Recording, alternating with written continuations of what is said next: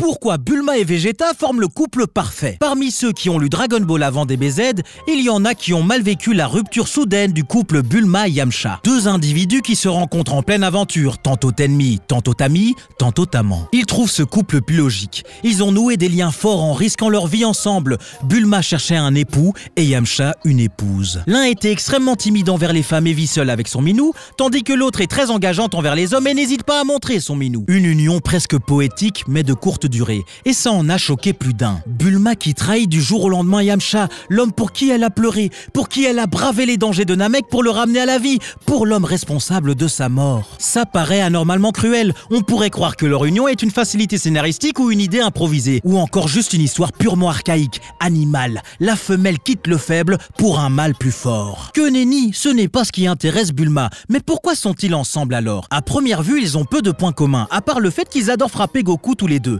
Creusons plus loin. Si leur relation fonctionne si bien, c'est parce qu'ils représentent deux branches du même arbre. Le désir et le pragmatisme extrême. Les deux personnages sont attirés par une forme de pouvoir et ils vont utiliser leurs meilleurs atouts pour obtenir ce qu'ils veulent sans se soucier de l'éthique. Vegeta est un prince insatiable qui désire régner par la force et pour y arriver, il va utiliser ses meilleurs atouts, la ruse et sa puissance. Bulma est une jeune aventurière ambitieuse qui veut dans un premier temps réunir les Dragon Ball pour réaliser son souhait, avoir un mari ou une montagne de fraises. Et pour cela, elle va utiliser son meilleur atout, la séduction. Beaucoup de fans critiquent Bulma parce qu'ils la considèrent juste comme une coquine qui aime montrer son corps à tout le monde, alors que son personnage fait le même exercice de style que Vegeta. Ces deux personnages brisent et en même temps confirment les clichés sur les genres. Vegeta brise le cliché de l'homme héroïque. Il est petit, calvicié, égoïste et frappe les enfants. Par contre, il a un code de l'honneur et est extrêmement fort. Bulma brise le cliché de la princesse au cœur pur. Elle part seule à l'aventure, n'est pas prude, est égoïste, n'est pas l'amie des animaux et frappe les enfants. Par contre, elle se fait sauver à plusieurs reprises comme une jouvencelle en détresse, dépend d'un homme pour sa sécurité et préfère utiliser son esprit que ses muscles. On peut le constater également au cinéma. Si les hommes adorent des personnages comme Goku, Yujiro Hanma, John Wick, Rocky ou autres, c'est parce qu'ils représentent le rêve masculin. Ce sont des hommes qui ont commencé à partir de rien, qui se sont hissés au sommet par la seule force de leurs bras et de leur volonté à toute épreuve. Les figures de shonen vont encore plus loin.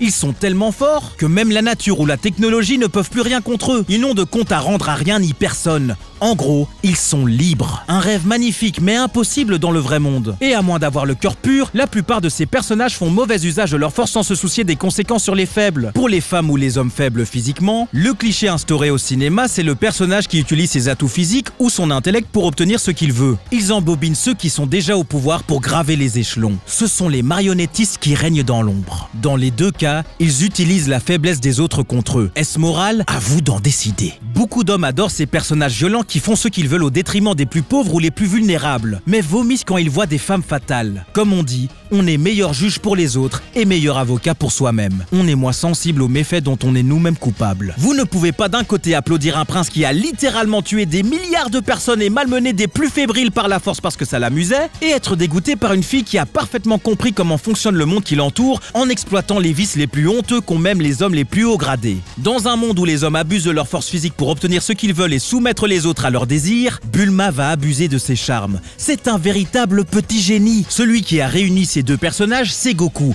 parce que leurs deux méthodes n'ont pas fonctionné sur un être pur. Bulma tente d'abord de le battre par la force, mais échoue. Puis essaye de le séduire, mais échoue encore. Vegeta tente de les séduire avec des belles promesses, mais échoue. Puis essaye de le battre par la force, mais échoue encore. Ils réussissent à se le mettre dans la poche avec un argument inattendu. Bulma avec la soif d'aventure et l'envie de voir un gros dragon, Vegeta avec sa culture Saiyan. Il est le lien vers les racines de Goku. Ils n'ont pas pu le corrompre par le vice, mais l'ont motivé par la passion. C'est génial, j'en ai les mains moites et les aisselles qui suintent. Donnez-moi du talc ou de la poudre de perlimpinpin. Ils ont tous les deux réussi à atteindre un statut respectable et se mettre dans une position de pouvoir proche de celui qu'ils désiraient. Bulma n'a pas à rougir face à son mari. Si lui peut s'appeler roi des Saiyans, elle est bel et bien sa reine. Je vais même vous choquer, dans leur catégorie respective, Bulma est plus puissante que Vegeta. Nini? Exactement, et de très loin. Vegeta est fort, terriblement fort, mais dans la saga, sa force devient vite un argument moins conséquent que sa ruse, qu'il va utiliser avec brio face à Goku,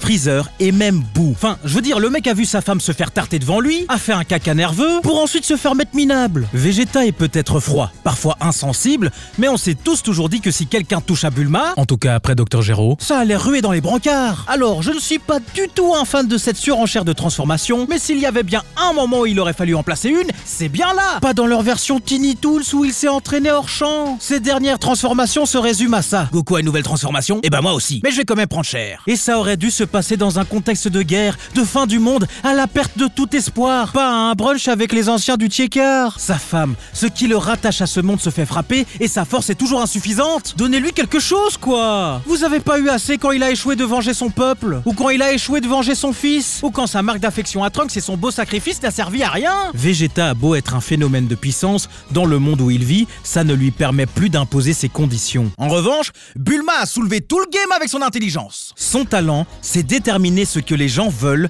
l'obtenir à leur place et marchander. Pour obtenir sa Dragon Ball, elle séduit Tortue Géniale avec son apparence. Pour sauver les filles du village, elle séduit Oolong avec son apparence. Même en prenant de l'âge, elle va utiliser d'autres moyens de séduction que son anatomie. Vegeta désire la force, alors elle le séduit avec des machines et de l'équipement qui lui permettent de l'obtenir. Beerus désire de la nourriture, alors elle le séduit avec des plats raffinés. De par sa ruse, son intellect et sa séduction, elle a donc un statut plus influent et décisionnaire que le petit lutin. C'est pour ça que Vegeta l'a choisi, sa force de caractère et sa brillance. De même pour elle, elle vit entourée d'imbéciles qui ont tous d'une manière ou d'une autre exploité son corps. Lui, il est différent. Quand tout le monde panique, il fait preuve de calme, de lucidité d'esprit et il ne passe pas son temps à la regarder avec des pensées obscènes. C'est ça qui rend ce couple si fascinant. Ils ne sont pas tombés amoureux pour des mots doux, ils ne se sont jamais dit je t'aime, mais sont prêts à mourir pour sauver leur famille. Ils ne disent pas leur amour, ils l'expriment dans leurs actes. Même si leur couple a pris un faux départ dans l'arc cyborg, Bulma a apporté ce reste d'humanité dont Vegeta avait besoin. Et elle fait pareil pour Beerus. Elle transforme la bête littéralement en prince. Donc arrêtez de la rabaisser. Si Yamcha est devenu un allié, c'est grâce à Bulma. Si Vegeta est devenu un allié, c'est grâce à Bulma. Si Vegeta a pu devenir aussi puissant, c'est grâce à Bulma. Et son père. Si Vegeta n'a pas à se soucier d'argent, c'est grâce à Bulma. S'ils ont pu aller sur Namek pour ressusciter leurs amis, c'est grâce à Bulma. Si Trunks a pu remonter dans le temps pour les prévenir, c'est grâce à Bulma. S'ils ont pris connaissance de la bombe en C-18, c'est grâce à Bulma. Si C-16 ne veut plus assassiner Goku, c'est grâce à Bulma. S'ils ont quasi toujours les Dragon Ball à disposition, c'est grâce à Bulma. Si Beerus n'explose pas la Terre, c'est grâce à Bulma. Un running gag connu est que Goku fait de ses ennemis des alliés. Mais Bulma aussi. Elle a travaillé dur dans la solitude, loin des regards pour pouvoir mettre ses inventions au service de ceux qu'elle aime. Et elle n'est pas assez remerciée. Donc s'il vous vient l'obscure pensée de critiquer ce personnage, rappelez-vous que si cette grande et merveilleuse aventure qui nous bouleverse, qui nous émoustille, qui nous pousse au-delà de nos limites et fait battre notre petit Kokoro à commencer, c'est grâce à Bulma. Qu'est-ce que quoi? Il fait aussi des parodies? Laissez-moi passer, je vais la soulever. Et des imitations. Vous connaissez la Martinique? À moi bien connaître Grand Rivière, cousin moi là-bas. Et vous connaissez Clémenceau? Et il chante.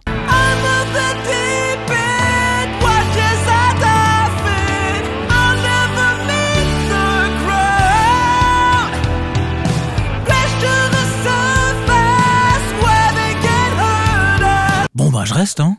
Il a l'air d'avoir besoin d'argent.